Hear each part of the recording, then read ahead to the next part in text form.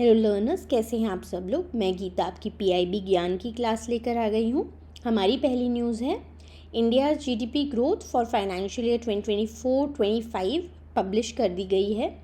इसमें हमारी जो इंडिया का रियल जीडीपी है वो 6.5% से ग्रो हुआ है इन फाइनेंशियल ईयर 2024-2025, जो कि उसके पिछले साल यानी कि आपके फाइनेंशियल ईयर 2023-2024 से कम है, क्योंकि उस ईयर में 9.2% का ग्रोथ देखा गया था। बेसिकली आपके पिछले फाइनेंशियल ईयर 24-25 में Q4 में बहुत सर्ज देखा गया है जीडीपी में। तो जो आपका जनवरी मार्च क्वार्टर था पिछले फाइनेंशियल ईयर का, उसमें जीडीपी ग्रोथ 7.4% से बढ़ी है, तभी जो आपका टोटल ईयर का 6.5% आया। और ये जो क्वार्टर में ग्रोथ हुई है, it's surpassed expectations and indicating a strong finish to the fiscal year. Sectors जिन्होंने अच्छा परफॉर्म किया है, कंस्ट्रक्शन सेक्टर वो 9.4% से ग्रो हुआ है, पब्लिक एडमिनिस्ट्रेशन एंड डिफेंस 8.9% से, और फाइनेंशियल सर्विसेज 7.2% से। जो नॉमिनल जीडीपी है हमारा, उसकी growth rate for financial year 24-25 9.8% है। जीडीपी आपका ग्रॉस डोमेस्टिक प्रोडक्ट होता है, जिसके अंतर्गत total value of goods and services produced in a country within the boundaries of a country over a specific period time count की जाती है। Real versus nominal GDP, आपका जो रियल जीडीपी होता है it is adjusted for inflation, और आपका nominal GDP inflation adjusted नहीं होता है। नेक्स्ट है governments provisional accounts for financial year 24-25। तो इस फाइनेंशियल ईयर में टोटल रिसीट्स गवर्नमेंट को 30.78 लाख करोड़ की हुई है, जो कि उनके रिवाइज्ड एस्टिमेट्स का 97.8% है।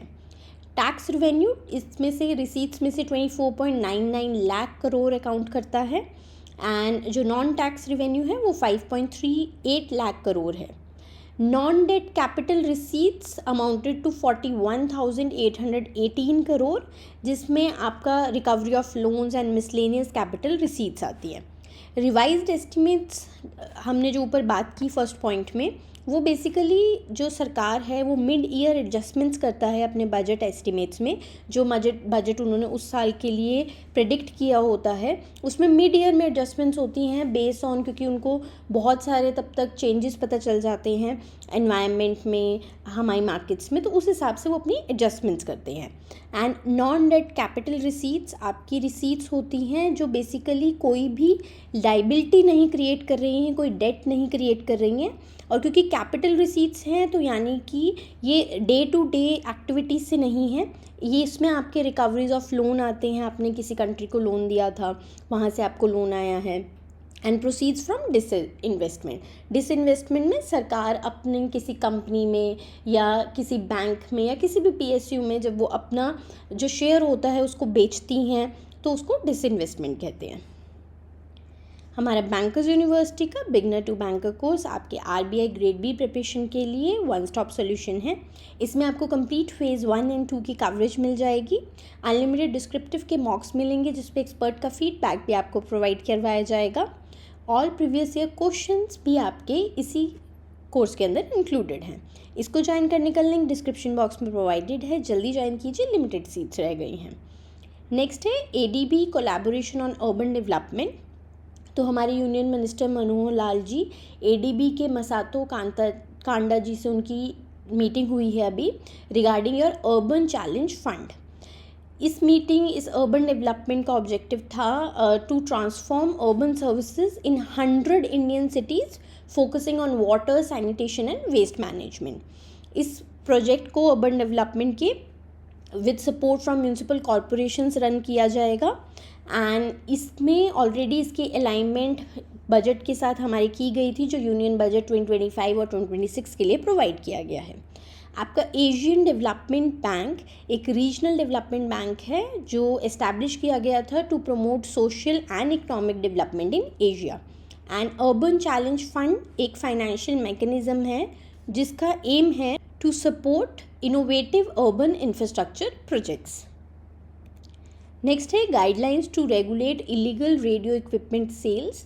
तो अभी सेंट्रल कंज्यूमर प्रोटेक्शन अथॉरिटी ने गाइडलाइंस नोटिफाई की हैं to prevent illegal listing and sale of radio equipment including walkie talkies on e commerce platforms. तो इसके अंतर्गत CCPA ने 16,970 लिस्टिंग्स को एग्जामिन किया है और नोटिस इशू किए हैं आपके बहुत सारे ई कॉमर्स प्लेटफॉर्म्स को, जैसे कि आपके अमेज़ॉन, फ्लिपकार्ट को, कि उनका नॉन कॉम्प्लायंस है, ये रेडियो इक्विपमेंट्स वो नहीं बेच सकते हैं। ये किस लिए किया है, ये स्टेप उन्होंने लिया है to ensure consumer safety and prevent unauthorised use of radio equipment, जिससे देखिए कि ये जो रेडियो इक्विपमेंट्स हैं ये क्रिटिकल कम्युनिकेशन सिस्टम्स में इंटरफेयर कर सकते हैं, या फिर ये जो अनलाइसेंस्ड फ्रिक्वेंसीज़ पर चलेंगे, जो कि आगे चल के पोटेंशली हमारे कोई भी इलिसिट एक्टिविटीज़ के लिए यूज़ हो सकता है, नेशनल सिक्योरिटी को खतरा हो सकता है इनसे। सेंट्रल कंज्यूमर प्रोटेक्शन अथॉरिटी आपकी कंज्यूमर प्रोटेक्शन एक्ट 2019 के अंतर्गत इसको इस्टेब्लिश किया गया था। CCPA एम्पावर्ड है to protect consumer rights, prevent unfair trade practices and ensure compliance with consumer protection laws.